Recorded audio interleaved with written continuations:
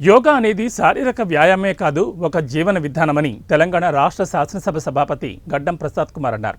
అంతర్జాతీయ యోగా దినోత్సవం సందర్భంగా వికారాబాద్ పట్టణంలోని బ్లాక్ గ్రౌండ్లో జరిగిన యోగా డే కార్యక్రమంలో జిల్లా కలెక్టర్ ప్రతీక్ జైన్, జిల్లా ఎస్పీ నారాయణ రెడ్డి, జిల్లా అధికారులు, ప్రజాప్రతినిధులు, విద్యార్థులతో పాల్గొని రాష్ట్ర శాసనసభాపతి, వికారాబాద్ నియోజకవర్గ శాసనసభ్యులు ఆసనాలు వేశారు.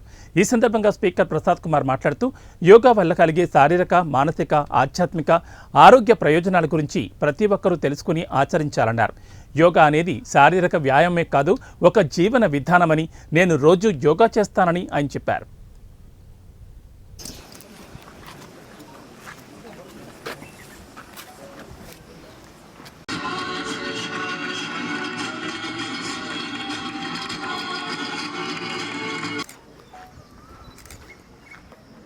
Three, side, right side and left side bending. 2, namaskara sthiti.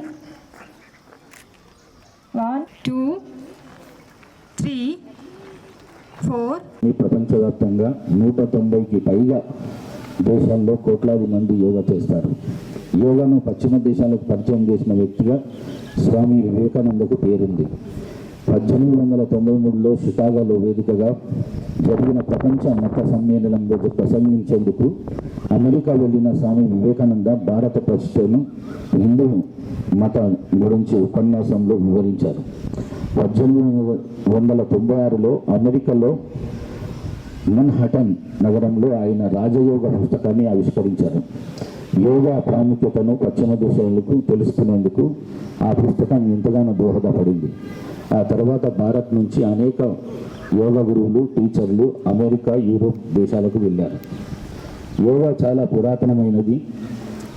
వేదకాలం నుంచి దాని గురించి ప్రస్తావన ఉంది.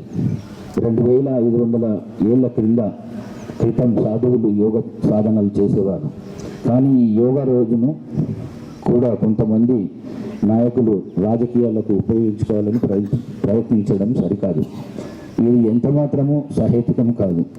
ఇది ఒక గొప్ప వ్యాయామం. దీన్ని రాజకీయం ఎవరు చేసినా తప్పే. ఒక ఉరుకుల పరుగుల జీవితంలో ప్రశాంతత లేకుండా పోతుందని చాలామంది అంటుంటారు. కానీ ఈరోజు సమయం దొరికినప్పుడు చిన్న చిన్న యోగాసనాలు వేయడము మొదలు పెడితే ప్రశాంతత పెరుగుతుంది అని నేను అనుకుంటున్నాను.